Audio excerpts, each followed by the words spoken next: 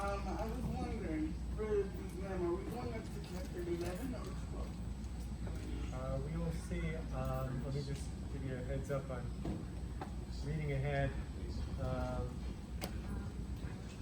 If things fall into place,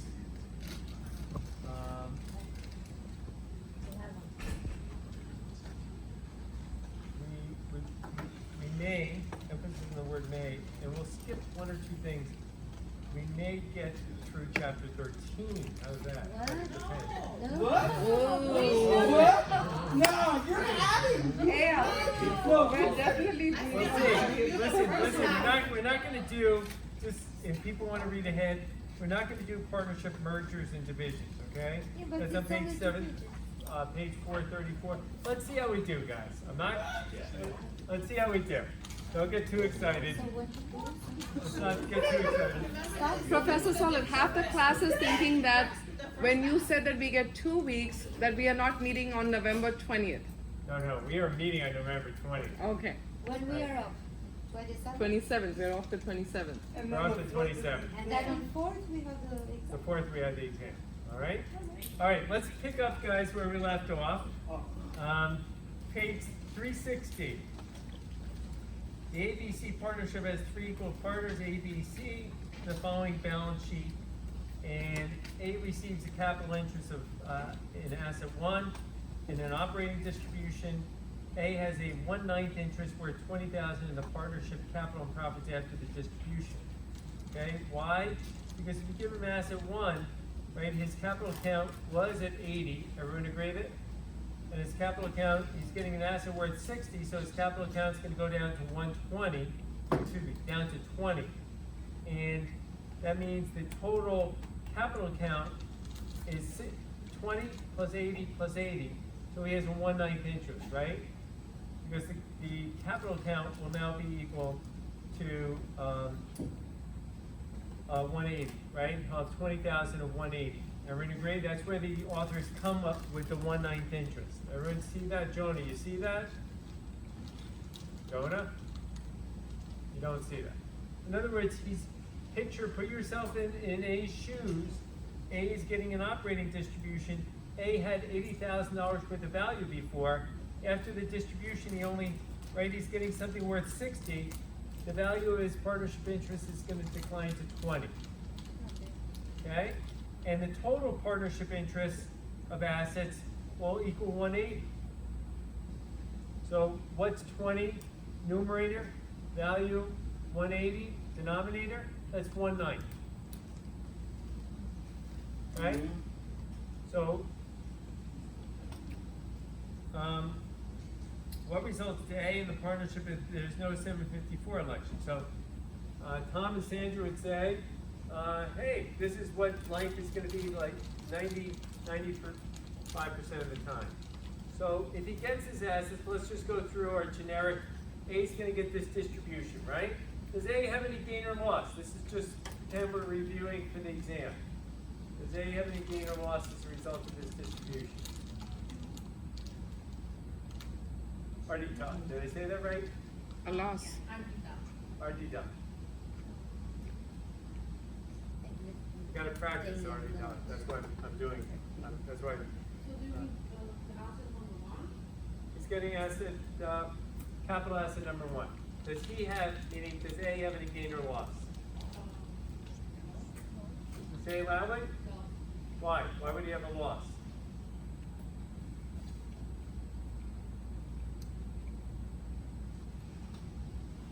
Does he have a loss here? Chisholm, does he have a loss? He's getting asset 1.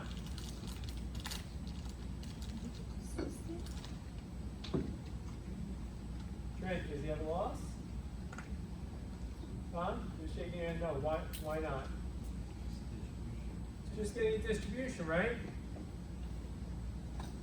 He has no economic loss here. What's the amount of his, what basis does he take in the distributed asset? First of all, 731, code section 731, he has no gain or loss. Look at code section 731.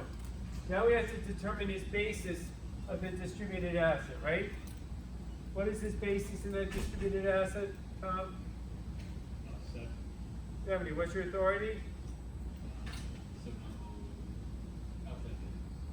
No, I'm asking you what basis he has in this asset number 1. Well, give me a number. No. Well, what you're saying is, even though capital asset number 1 has an inside basis, right? Kevin, you see the inside basis to the partnership is 90. That's the basis the partnership has. In the asset, he can't take a basis higher than his outside basis, right? Everyone agree? So the basis he'll take in this asset is equal to 70, right? What's my authority? What's your authority, Tom? I don't know exactly. Michael?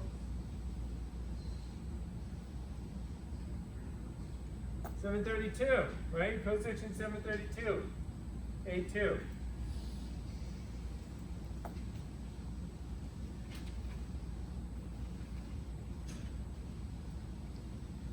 His basis can be equal to 70. What's his outside basis? Infant?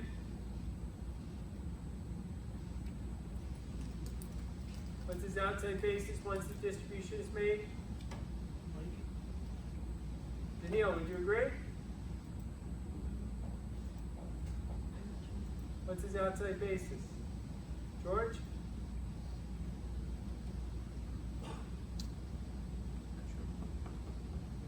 Not true. Tom? 0. Doesn't it? He used up his outside basis on the receipt of the asset, right?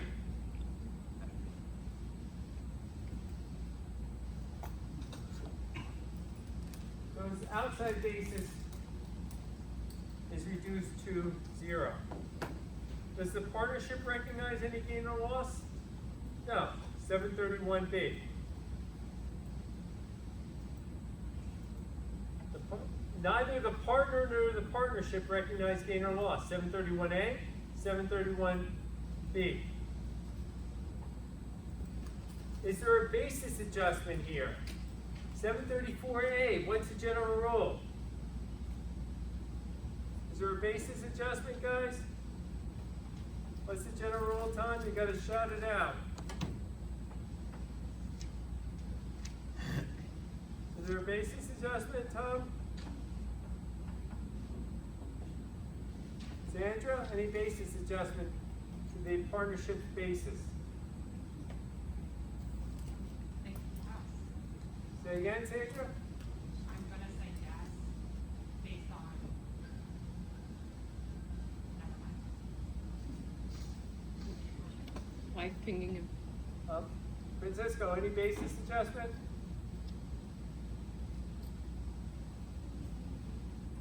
Is there? Michael? Yeah. No adjustment unless there's a 754B, 754 election, right? Isn't that the general rule? Just life goes on.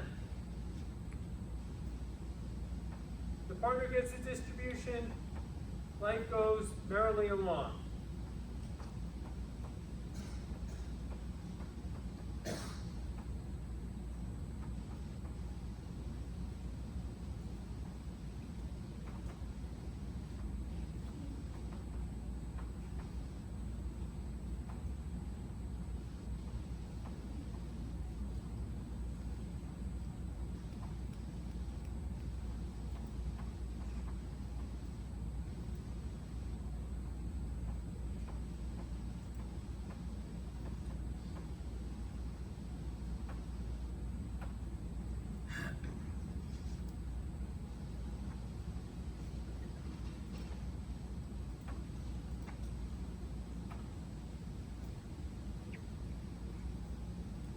Damn it, there's a $20,000 basis discrepancy between the inside and outside basis. Everyone see that? But you know what? Life will go on in most partnerships, even with that discrepancy, right? Because, as the authors point out, so be it. At some point, the partners will pick up they may have extra loss or gain as the case may be when the partnership's liquidated. But for the moment, there's an imbalance. But again, that's okay. We saw that, by the way, when a partner buys an interest, if there's a new partner buying an interest, and there's no 754 election, if a partner buys an interest, isn't the outside basis often different from the inside basis? And hence, that's why 754 elections are made, so you get the symmetrical outcome, right? But the same thing can happen with these operating distributions, right? We're bearing witness to it. Let me pause for a moment. Everyone here has to be able to handle Part A. What do we mean by Part A?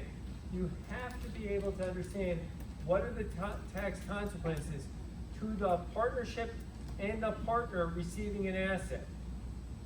This is supposed to be, Part A is supposed to be the easy question, right?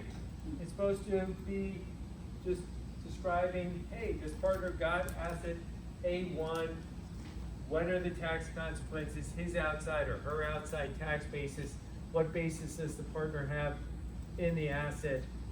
All that you guys should be able to handle, and I'm saying this in a way, you'll see that on the exam. You're not, I'm putting my cards out there. Everyone see that? You will see that, so you've got to know that, okay?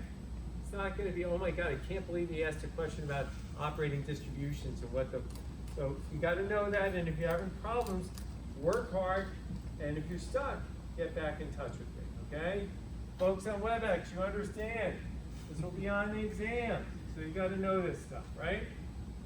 All right, so just want to make sure everyone's on the same page. So that's the answer to question A. We're good? Any questions? Anyone stuck on that? Question B. What results today in the partnership if now there's a 754 election? Okay?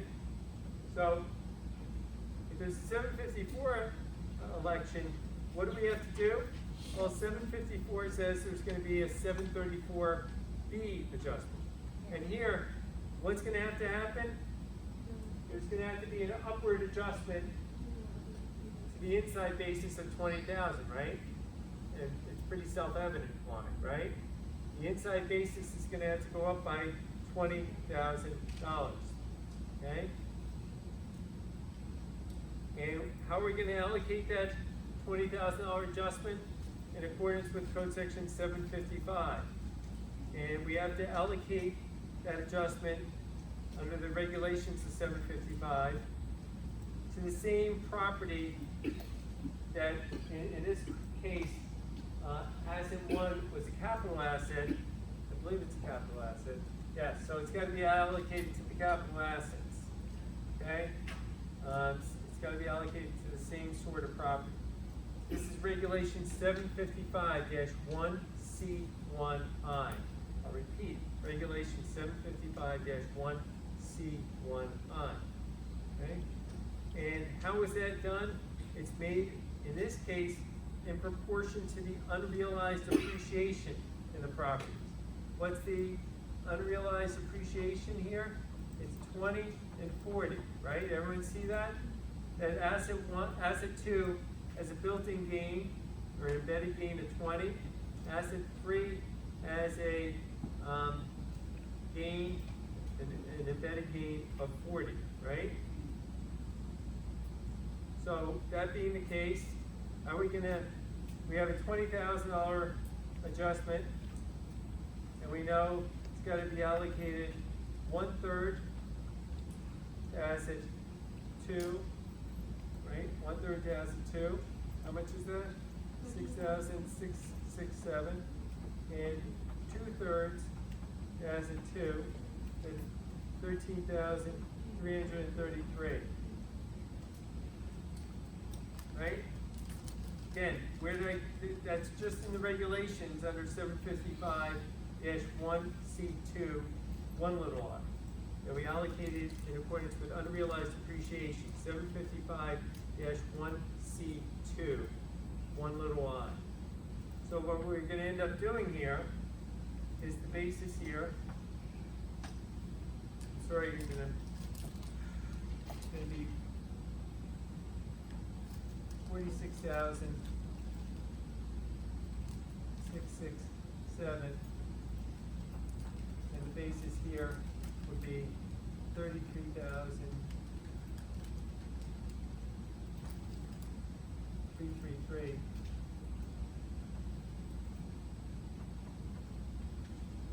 Okay, that's all we're doing. We're just going to get rid of the 40. We're going to get rid of the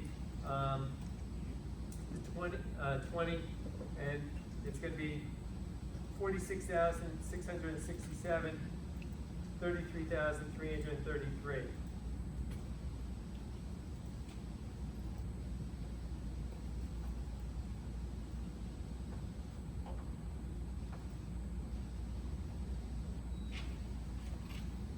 So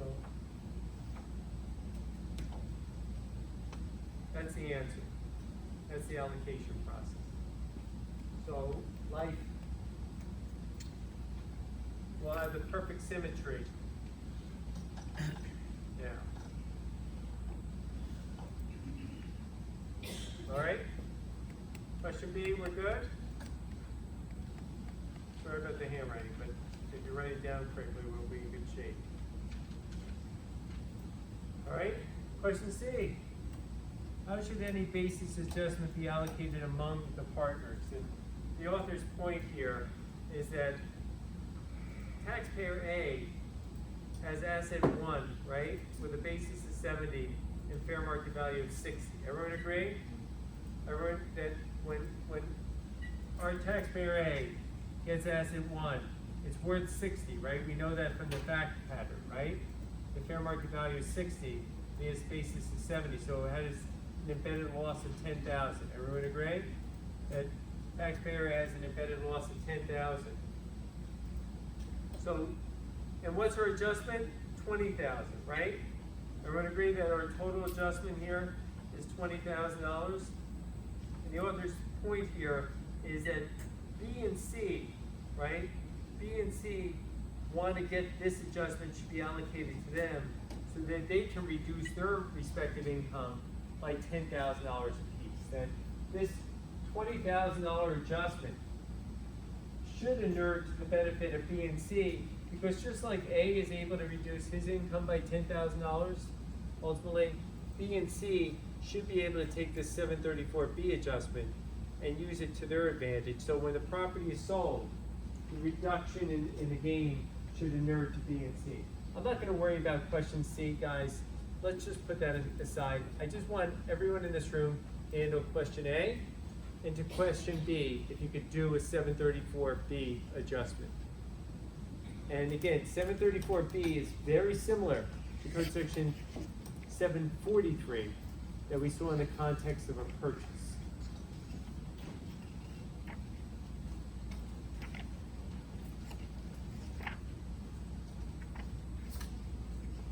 All right, so beginning on page 361, there are so-called mixing bowl transactions. How does it get the name mixing bowl? So picture, if you will, a mixing bowl. And you guys from your income tax days probably remember the hodgepodge and assets going into the hodgepodge, and if gains exceed losses and losses gain. Well, now we have a different metaphor of a mixing bowl. And what happens with mixing bowls? If you picture a salad, you put it into a mixing bowl, you mix it up, and what happens? You put in some, maybe you contribute some lettuce, some other people contribute some lettuce, and at some point, if you mix it all up, you might take those tongs. Gotta be careful what I say here. Take your tongs and you take some of that salad and you distribute it to someone else. And some of your salad that you contributed ends up on someone else's plate. Okay? All right. Okay, well, we can see you get red right Okay. now. I said worse. And the question is, if you contribute some salad and it ends up on someone else's plate, that could trigger gain because maybe you contributed property with a built-in gain, and now that built-in gain, which was in the partnership, is on someone else's plate. But you are going to be tagged with that gain. So that's why Congress said, you know what? In that kind of instance where you put in some salad and now it's ending up on someone else's plate, we have a code section that's going to say it's going to trigger gain.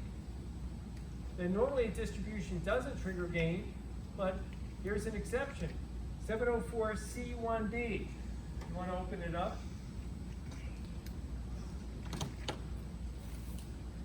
704.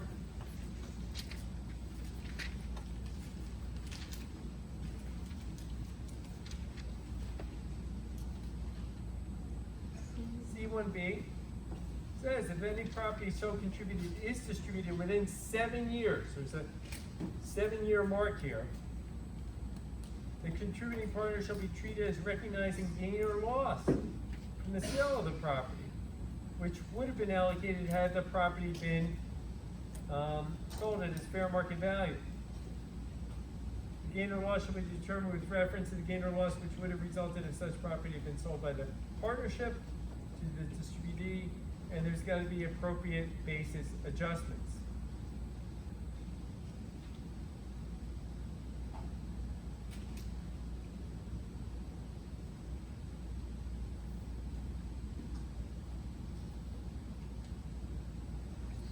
Okay.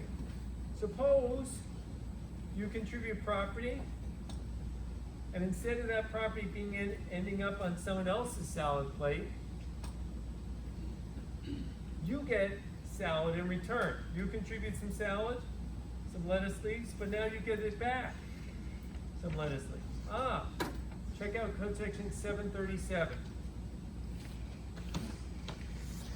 In the case of any distribution by a partnership to a partner, such partner shall be treated as recognizing gain an amount equal to the lesser of the excess of the fair market value of property received in the distribution over the adjusted basis of the partnership's interest in the partnership immediately before the distribution, reduced by the amount of money received in the distribution, or the lesser of the net pre-contribution gain of the partner.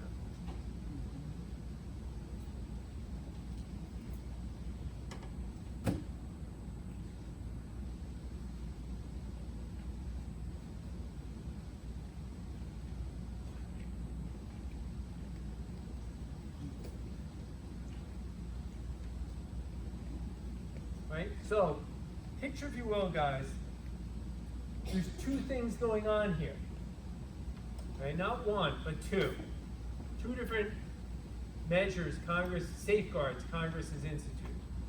Safeguard one is where contributed property somehow ends out, when I say somehow, is distributed out to another partner. Which, by the way, is a landmine, because most of the time when you're sending out your quick email, when a client says, oh, we have a partnership, and suppose we distribute out some contributed, well, they're not even going to say that. They're not going to say that. What a client's going to say is, suppose we make a distribution of property, any gain or loss, and you're going to say, because you're on your way to lunch, no gain or loss, generally. Right? Or you may not even say the word generally. You can say, no gain or loss, code section 731. And off you go, and you have your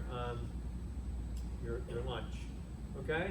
But then you have a sick feeling when you get back from lunch because now the client has made the distribution and they say it's too late, but now you realize that it was contributed property. And it would give rise to a partner having gain or loss, right? So it's a sickening feeling you just lost lunch in the bathroom because the client just took you at your word, and by the time you got back, the distribution had been made.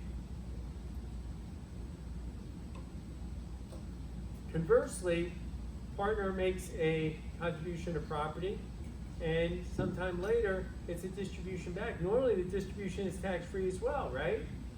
But code section 737 says no.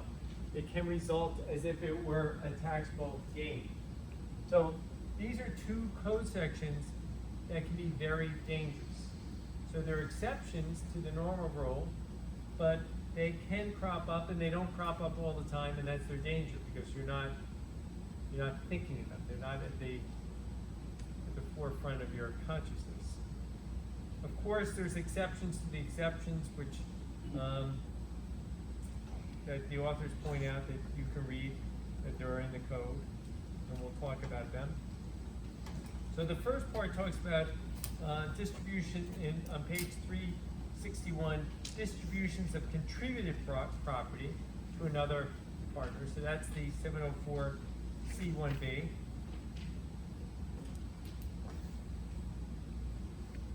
And then beginning on page 364, there's distributions of other property to the contributing partner. That's where the contributing partner is receiving property.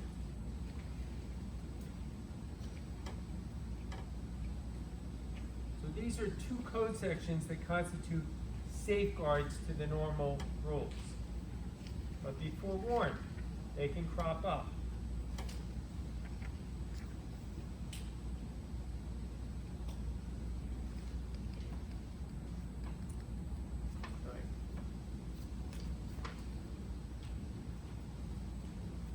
Right side of the board is not seen, blocks off the AR, PN, and the PC. I don't know what that means, Peter. The accounts receivable, the AR on the board or something. What is the AR on the board? That looks like it might have been an fair older. market value, Peter. The fair market value of the properties, it's being cut off for A, B, and C, or 20,000, 80,000, 80,000. The total is 180. I hope that helps. And if it doesn't, V's taking a video, so you can ask V, send an email to V, and she will send you the actual recording. How's that? It's far better than the WebEx, but fine. All right, let's look on page 366 and see how these rules apply. We have A, B, and C form an equal ABC partnership by contributing the following real properties, all of which are held as an investment, both to the partners in partnership. So they're going to form in a 721 transaction. They're going to form a partnership, and keep in mind, these are contributed properties. So notice there's a built-in gain in property one of how much? 8,000. There's a built-in gain in property two of how much? And there's any built-in gain in property three? No. 0. Okay, everyone's got that? There's no built-in gain in the third property. And now, assume ABC uses traditional allocation. What are the tax consequences of the partner of the following transactions, assuming the partner's outside basis and ABC's inside basis of the land are unchanged for the time of the transaction? The ABC partnership sells property one for $10,000. So this is a refresher. The first question A is a refresher that everyone, hopefully this is not new material, everyone should know the answer to this.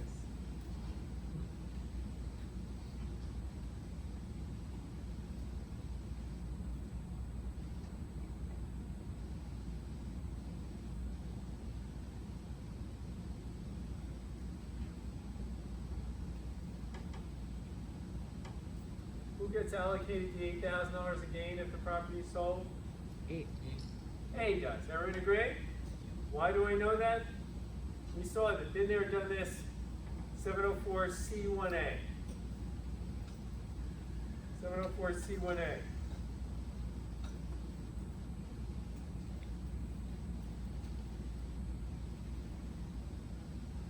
Right, Peter, thank you for letting us know. I'll try to not write on the right-hand side as much, so thank you for letting me know. All right, so apparently they're not getting to see the far right-hand side. So A is going to have $8,000 gain. What happens to A's outside basis as a result of the gain, guys?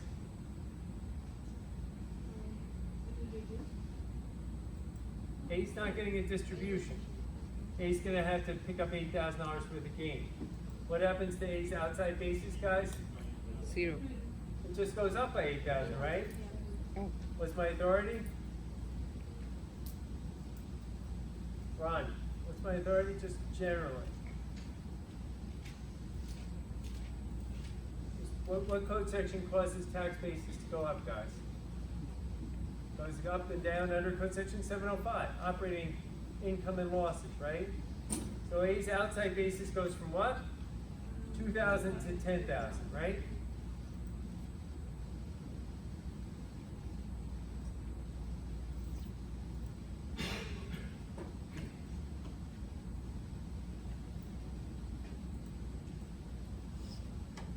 That's it. Game over. Is an $8,000 long-term capital gain? Is it outside basis goes to 10,000? That's it. Nothing else, guys? Nothing else, right?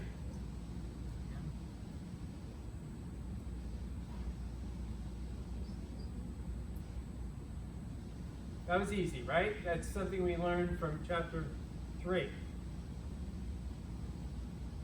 How about question B? Suppose the partnership distributes property 1 to C 6 years after the formation of the partnership.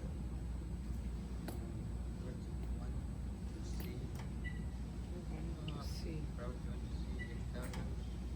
George, say it out loud. Say it proudly.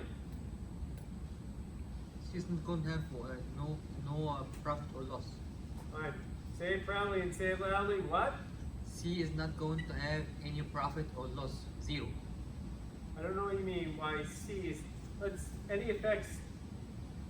Normally, when C gets property distribution, there's no gain or loss. 731. But before you do it, you're missing a step. A is going to have a profit of 8,000. What's your authority? 705. I don't remember the Well, what's the point here? Let's take a step back. We have a salad on the table, right? Everyone agree? Did everyone contribute? Each one contributed a lettuce leaf to the salad. Agreed? Lettuce leaf 1, 2, and 3, right? And the lettuce that A has contributed is being taken out of the salad and given to C. Agreed? Yes. And it's being done within 7 years. So that triggers the application of code section 704C1B. Code section 704C1B. 704C1B. What happens? Who gets the gain here? A, right? A's got to pick up the gain because that salad ain't in the bowl anymore. Okay? And that's spelled out under 704C1 B1 little I. I'll repeat, 704C1 B little I. So A's going to have an $8,000 long-term capital gain. A's outside basis is going to become 10,000. And here's what's pivotal. The code makes clear that the basis in asset 1 will now go up to $10,000. That's key. I repeat, everyone should have in their notes. As a result, the basis in asset 1 goes from 2,000 up to 10,000.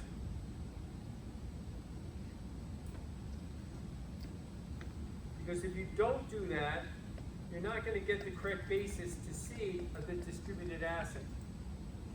You're not going to get the correct basis.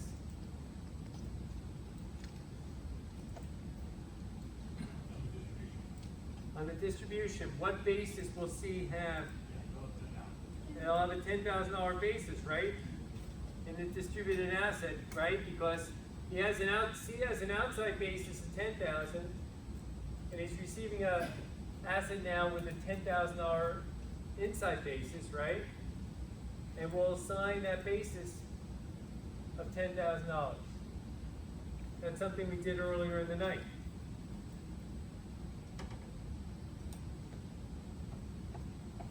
All right, so that's your answer. A has an $8,000 gain. That causes the inside basis to go up by 8,000.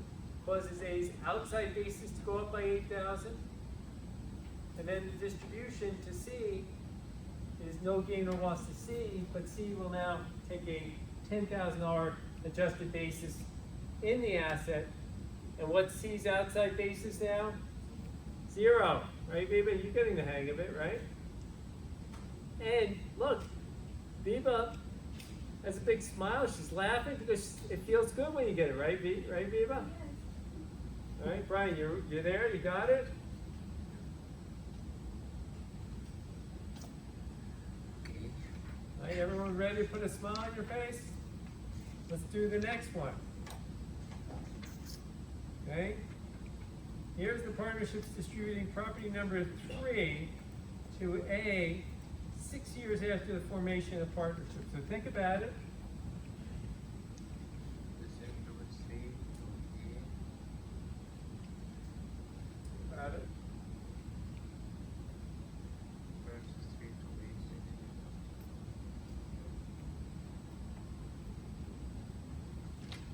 When I say think about it, there's this Steve Winwood song called Higher Love, and now Tyga redid the song. So you know the opening line about that. It's, think about it. So think about it.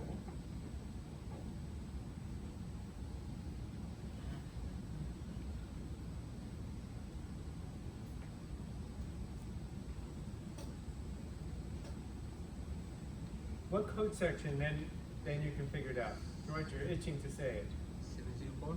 Say it loudly. It is 704. That's your loud? No, I'm not. It's I would love to see people outside this classroom what your loud voice is. Or I just instill you guys to whisper. I'd like to ask your spouses or significant others. This your spouse's loud voice. So George, your loud voice? I'm not sure the code, but I think it cannot go, the basis for A is 2000, you cannot go more than 2000. Well, what code, Ramon? What code section? I mean, you need a code section, George. Because, guys, you can't orient yourself, if you don't mind me saying so. You can't orient yourself and apply the rules unless you know the code section. It's just a recipe for disaster if you don't know the code section. So, the code section is? Well, that's when contributed property is being distributed, right? Contributed property is being distributed. But C, don't take offense at this, C couldn't care less. Because when C contributed this property, there was no built-in gain or loss, right? So from C's vantage point, couldn't care less. But remember, A, B, and C contributed each a lettuce leaf, right? Arugula, right? Contributed an arugula, all right? And guess what C's getting back? Excuse me. Guess what A's getting? A's getting some arugula back, right? So now the salad that, arugula that A contributed is not ending up on someone else's plate, but A is getting salad, right? So that invokes code section 737. 737 is when you contribute property, okay? And it's now you're getting property in return.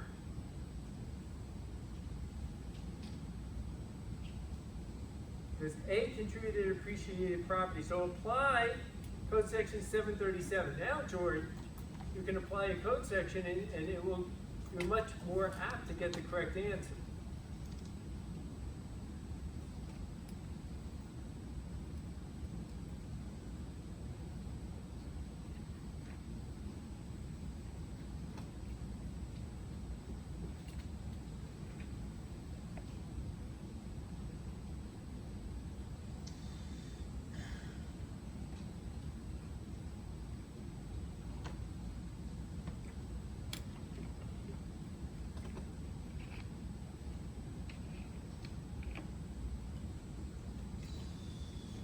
So it's going to have a gain, right?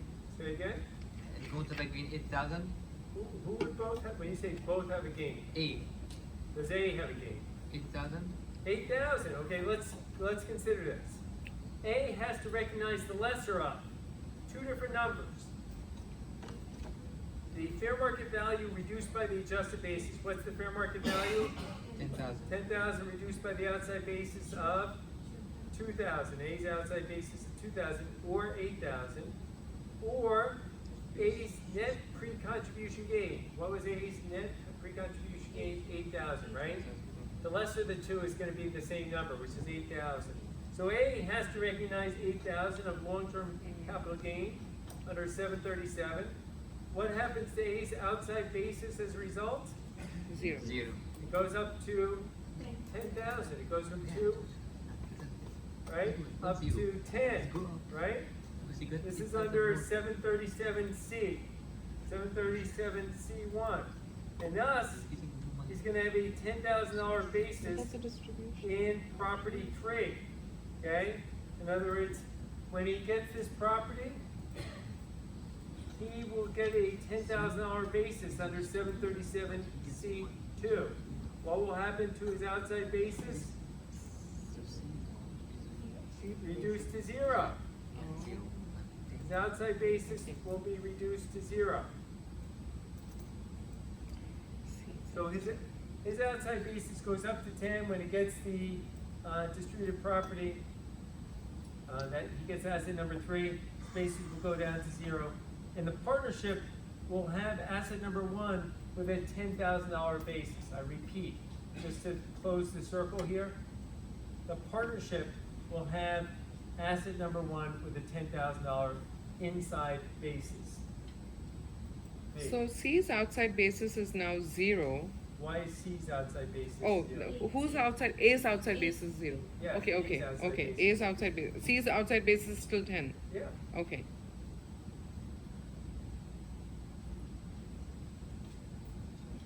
Okay.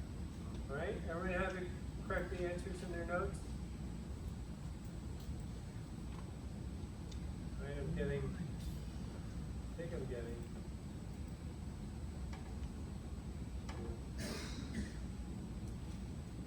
No, I'm not getting. Okay. Ready to move on? Yes. Just say C's.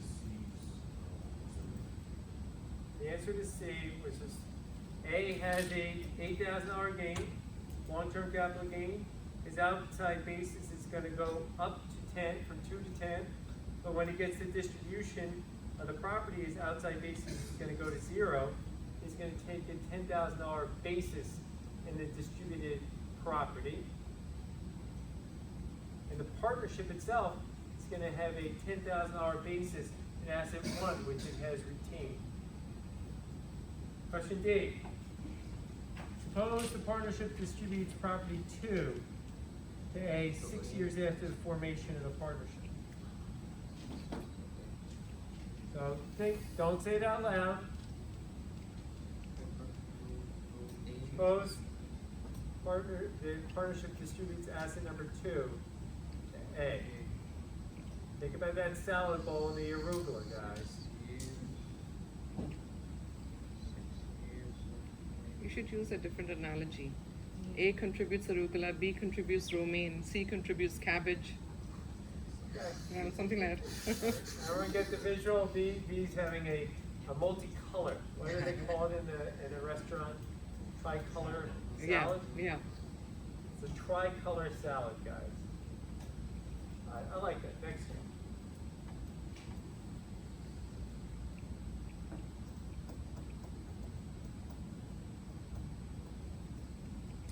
I don't know if you guys, everyone has their favorite salad, I think.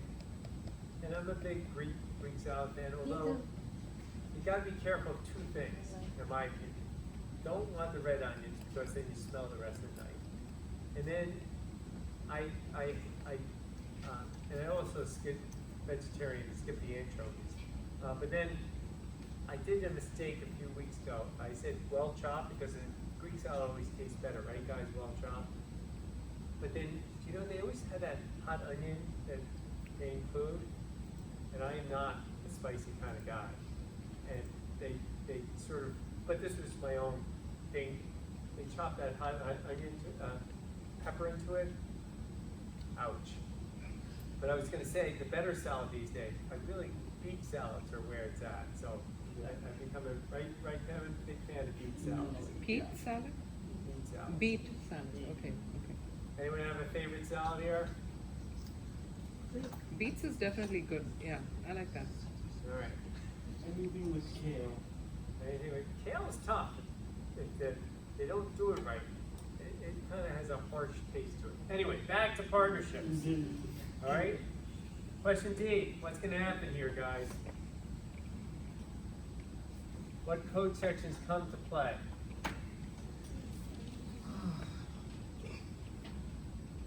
Ken, we haven't heard your voice.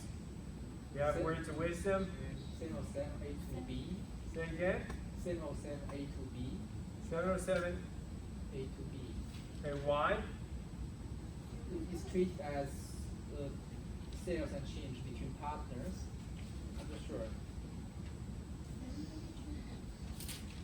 That only happens within 2 years. This is 6 years, right? 707 generally applies within 2 years. This is 6 years. What code sections here come into play? What affect to B? What code section affects B here? Guys, didn't B contribute asset 2? And is asset 2 going to be held by the partnership anymore? So what code section George would say? If you contribute something and that property leaves the salad bowl. Isn't it 704C? C1B?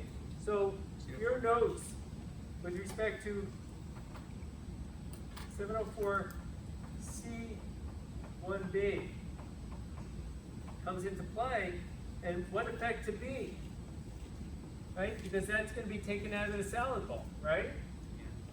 So doesn't that trigger a $5,000 gain to B? Right? Congress wants to make sure B gets saddled with that gain. What happens to B's outside basis? Goes up to 10, right? B's outside basis goes to 10. And what happens to property 2? What happens to its basis? Goes up to 10, right? 704C1B has a rippling effect, right guys? Big time.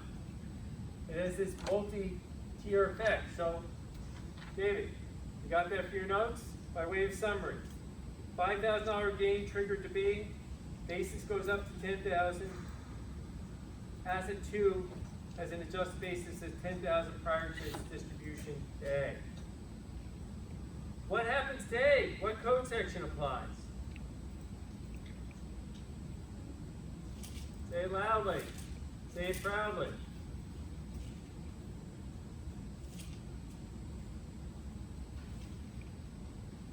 Listener? What code section?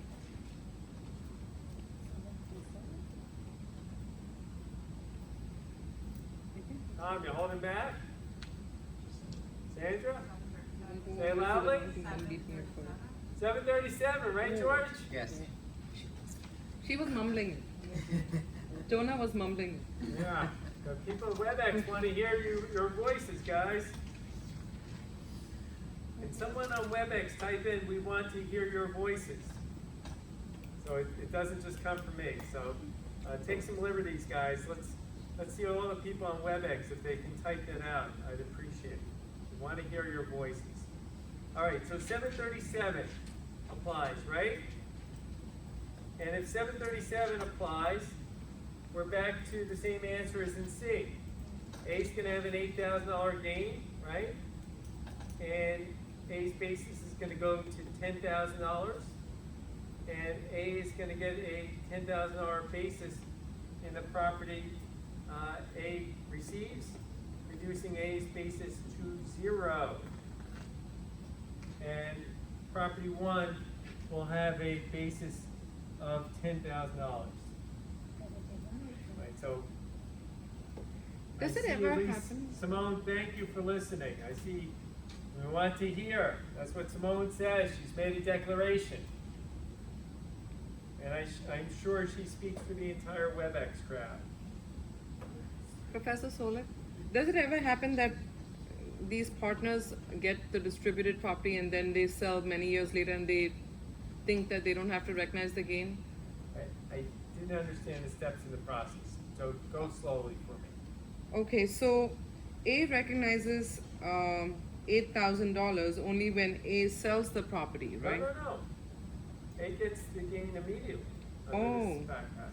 Okay. This is all happening immediately. That's what happens under 704 Okay. and 707.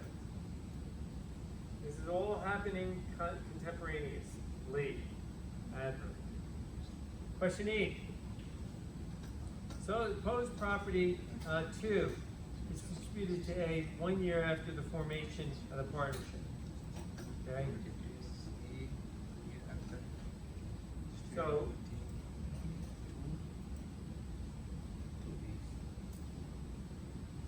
someone mentioned this before. David, were you saying? Or who said 707? I apologize. Ken, there you go. Question E. Right, Ken? This is within 2 years. Code section 707A2B.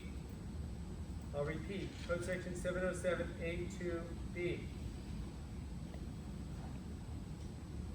There's a taxable exchange here of property 1 for property 2. So A's going to have an $8,000 long-term capital gain and takes property 2 with a $10,000 basis.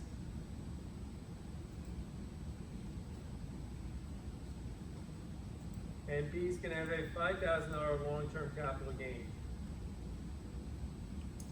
And we'll have a $10,000 basis in the asset B receives. So it's going to be treated as a sale between A and B of these two properties.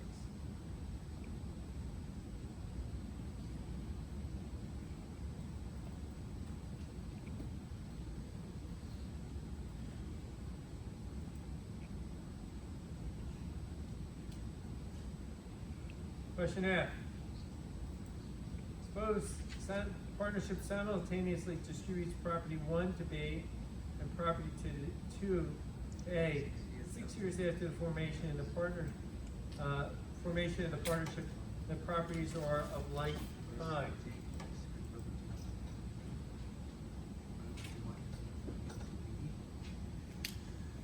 Now keep in mind under the new. I'm sorry. Say again? I mean, only real estate is allowed for a like-kind exchange. Not land. Not land? You guys have to educate me. I thought 1031 extended still to buildings and land, but not to anything else. But I have not had any comment. Am I right or wrong? It's real property. Real property only, but that includes land as well. I think so. Say again? I think it includes land as well. And if you guys learn, I haven't had any, I know that 1031 now has been narrowed to only include real estate, but my understanding is it includes land and buildings. If you know to the contrary, I haven't had occasion to have to look at this, so let me know if I'm wrong.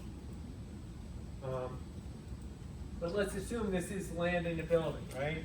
Or land in a building. These are, capital assets. So let's assume it would qualify. I just call to your attention, there is an exception to the exception that under 704C2, that the normal recognition rules would not apply, and it would just be treated as a distribution, A and B in this context. That the operating rules, the normal operating rules, would not apply, and it would just be treated as a tax-free like-kind exchange. Okay, so A would take over property number 2. What would his basis be in property number 2? It would be capped at $2,000, and his outside basis would be 0. B would take over property number 1. Property number 1 has a $2,000 basis, and his remaining outside basis would be $3,000. Right? So I'll repeat that. A takes property 2, the 731 non-recognition, has a $2,000 basis in it under 732. His outside basis is reduced to 0 under Code Section 733. B has a, in property one, takes over property one, non-recognition, takes a $2,000 basis in property one, what's my authority 732, and the outside basis is reduced to $3,000.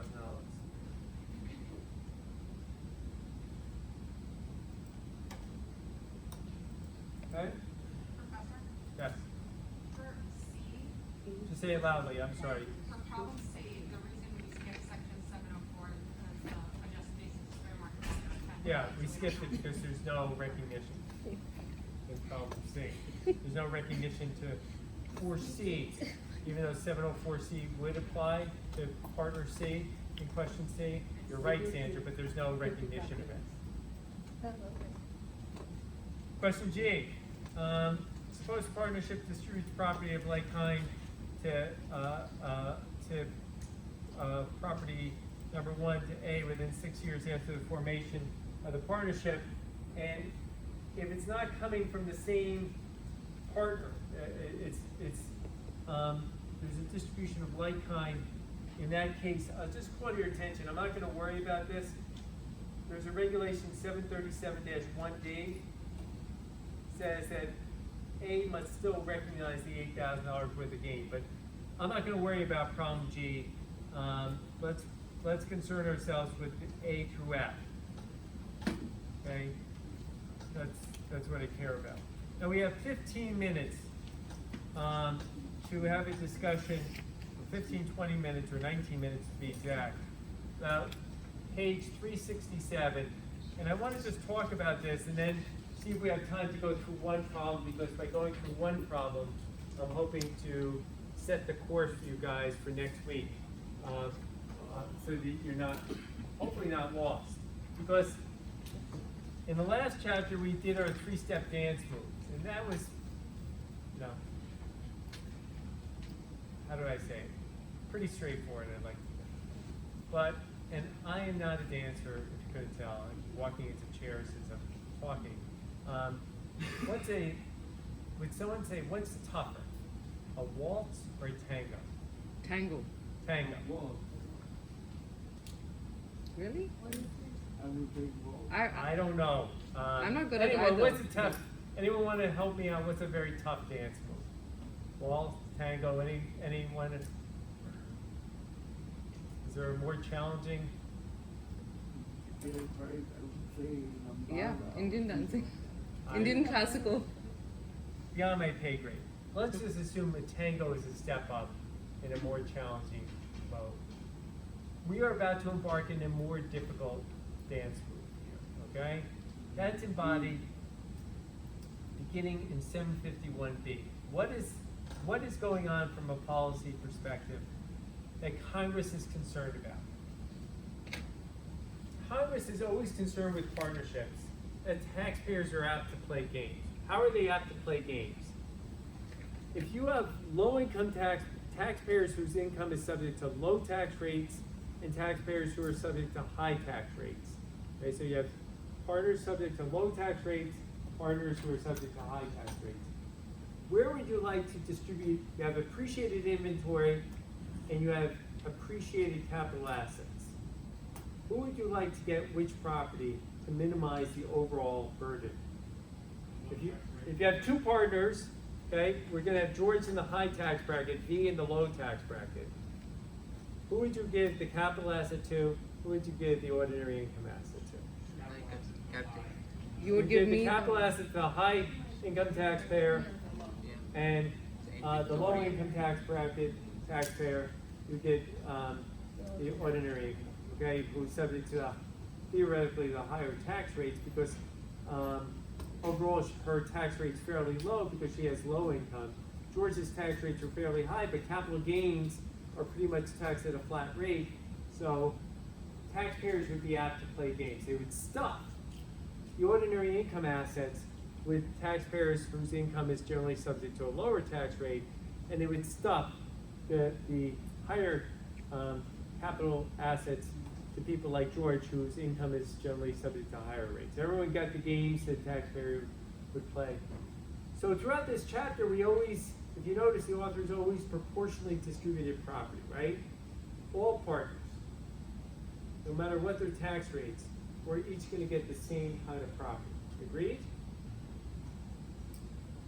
But suppose reality on the ground is different, okay? Suppose reality on the ground is the partnership decides, you know what, we're going to distribute the inventory to V, and we're going to distribute the capital asset to George. Or just, and remember, partnerships have the liberty, they can make a distribution today of one thing and then make a distribution the next year of something else. So it doesn't have to be contemporaneous. To the contrary, it could be, but it may not be. And the alarm bell went off. And by the way, people have heard me opine on this. In my perfect world, would there be a rate difference between capital gains and ordinary income? No. And notwithstanding what many people think, maybe contrarian, my world, they'd be the same tax rates and this whole issue would disappear. Okay? And so would a lot of the complexity of the code, by the way. But putting that issue aside, that's not the world we exist in. And by the way, I'm not saying anything you haven't heard. Several of the presidential candidates, again, without getting into the politics, have said, oh, we should tax capital gains at the same rate as ordinary. So if you know, let's not go down that path. Anyway, so like the point is, for now, we've got to consider this, okay? And that being the case, Code Section 751D says, you know what? And this is the same trouble that you may have when you go to lunch one day and someone says, oh, I'm going to make a distribution, and you type back, don't worry, not taxable. If it's a disproportionate distribution, emphasis on DIS, disproportionate, okay? If it's a disproportionate distribution, it may inadvertently give rise to a gain.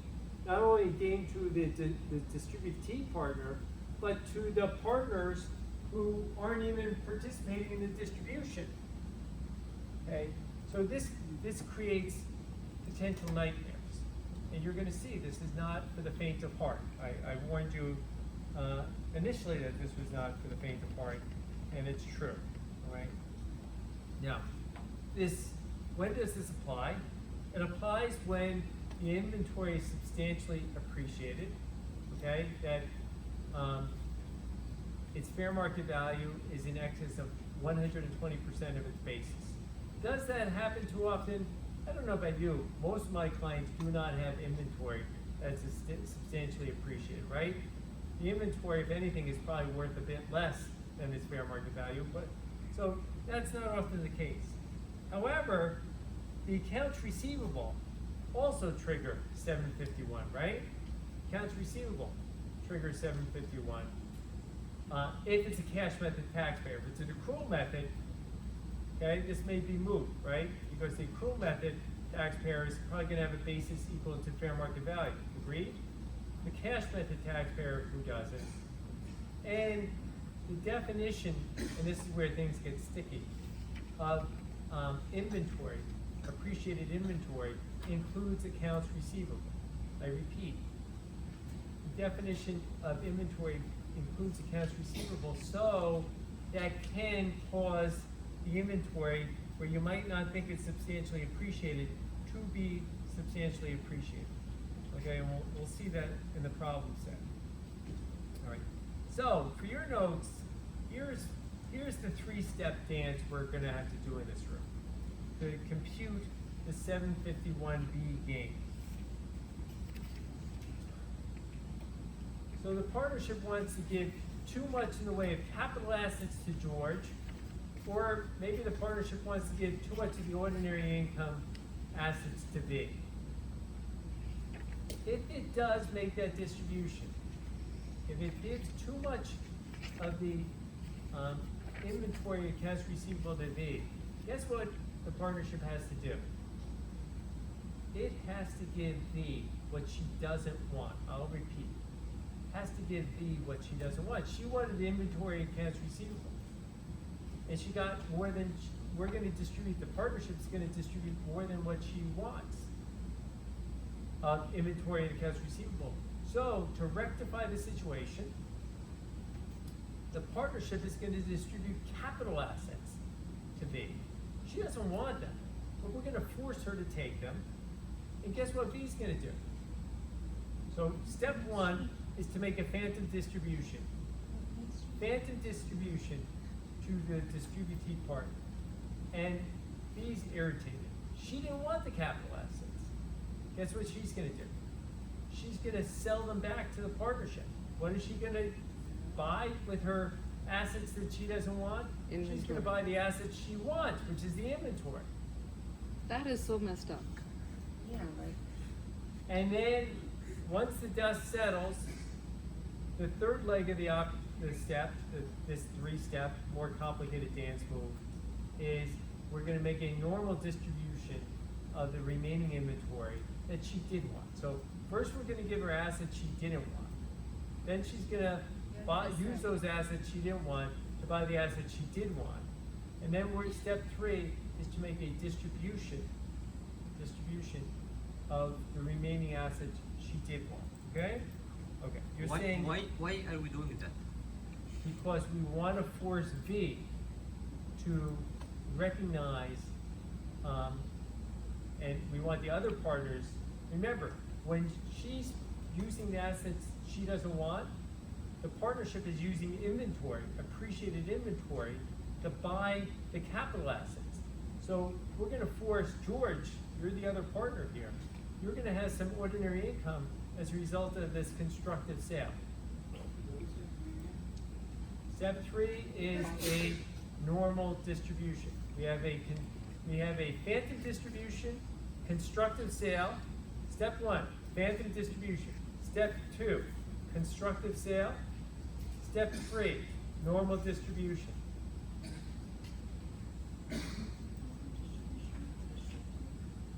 You're going to see this. We're going to go through one problem to help illustrate this. One of the key starting points. Step one. And Viva mentioned this when we did our three-step before. What was step one, Viva? Compute the gain or loss, right? Because by knowing the gain or loss, we knew the next two steps, right? This one has a preliminary step before you even get to step one. We have to figure out the disproportionate part. How much excess ordinary income assets is V receiving, or how much excess capital assets is V receiving? So the first step of the whole process is to determine how much disproportionality is there. I repeat, step one is to actually figure out the disproportionate element of this. Big. So essentially what you're doing is looking at the ratio of inventory and Before AR and to, after. right, to capital assets, and making sure that I get that proportion and report that as income. Right, and the remaining partners do as well. So in other words, this is not just V, we don't want to just stick it to you. We want to Right. stick it to George as well. Right. Okay. Everyone understand? This is not just, we're sticking it to the distributee partner, we're gonna stick it to the other partners as well. If this were a proportionate distribution as it was throughout the entirety of this chapter, we didn't have to indulge in this exercise. But now we're gonna do it disproportionately. Why go through the constructive sale then? Just do a ratio analysis. You're gonna see, okay? Okay. Let's go through this and you're gonna see, but guys, this is gonna tie your knowledge base together. What do I mean by that? If you're having trouble in the earlier part of this chapter about figuring out basis in distributed property, you're gonna be lost here. Because if you can't figure out the basis in the distributed property, then you're not gonna be able to do these dance moves. So just make sure before you start indulging in this part of the chapter, my recommendation, spend a few hours reading the earlier part of the chapter, making sure you understand that, because you can't possibly do these problems without having a good command over the first part of the chapter. You just can't. So, in the remaining 6 minutes, let's just set the tone here. In problem 1 on page 380,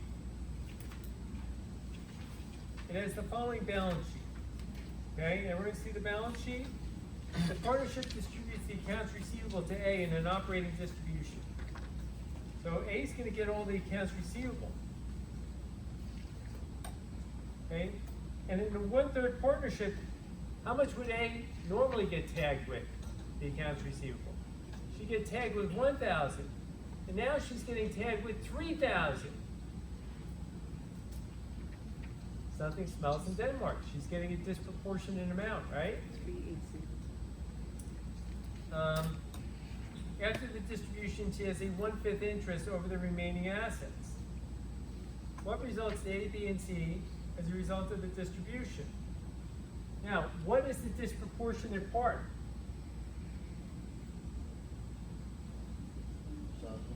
We got to figure out how much did she get too much of, and how much did she get too little of? Well, she got 2,000. Right. More. Everyone agree? She got $2,000 too much of the receivables. Everyone agree? And she's going to get 2,000 too little of the cash and capital assets, because the cash and capital assets equal how much, guys? Total of 15,000. Right? Everyone agree? If you add the cash together and the capital assets, the value is 15,000. Right? What was her interest in that before? 5,000. Right? The cash and capital, she had a 1/3 interest, right? Everyone agree? 15,000. She had a 1/3 interest, or 5. Give me 5. Everyone 5? 5. After this transaction, what's going to be your interest in the capital assets? No, I'm giving the wrong figures. What's her interest? She has a 20% interest, right? What's 20% of 15,000, right? 3,000. So she went from 5 down to 3. She's getting 2,000 too little. And there should be symmetry here. She's getting 2,000 too much of the 751 assets and 2,000 too much of the capital assets, right? So what are we going to have to do? Step 1, what are we going to give her?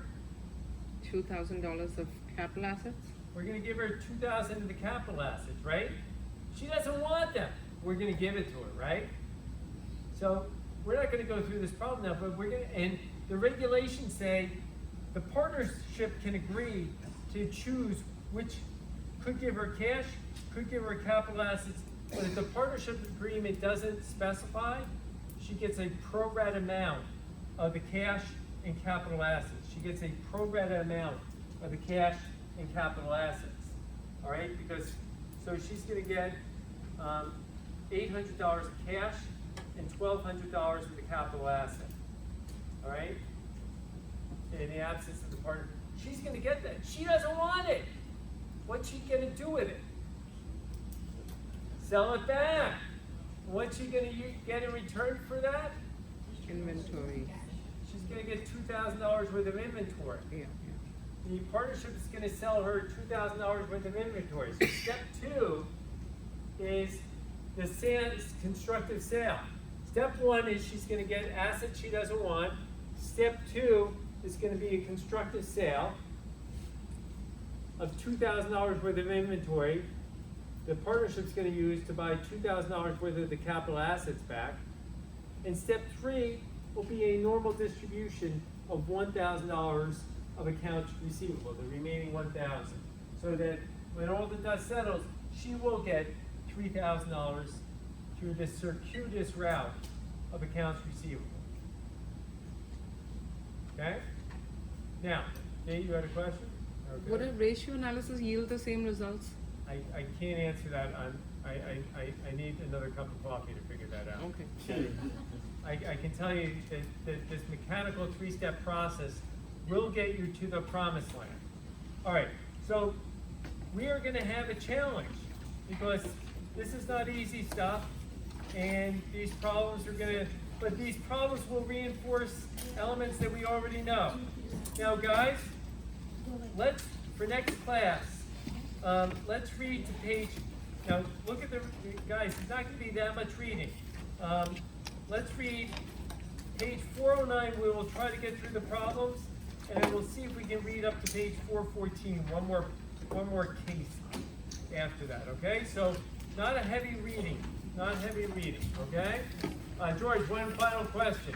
Yeah, the exam for the final exam, it's going to be Cumulative. from chapter 5, 1 to 7. What percentage or? I don't know exactly, but more weighted towards the second half. Okay. So, everyone have a good night. I will see everyone on Wednesday, those on WebEx. Have a good night. Any questions, let me know.